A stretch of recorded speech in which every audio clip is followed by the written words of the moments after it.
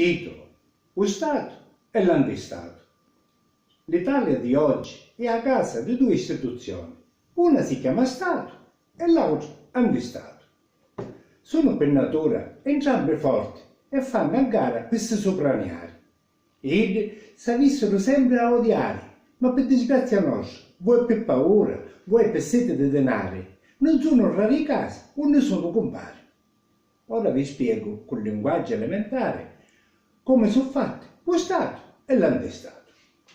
Lo Stato, per concetto di diritto, idealmente si basa su tre elementi: un popolo onesto e rispettoso delle leggi, un territorio sempre tutelato e un governo sempre illuminato che garantisce con la sua autorevolezza a difesa del suo popolo e del suo territorio. A contrastare tutta questa bellezza ci pensa l'antistato, che chiaramente rappresenta il male.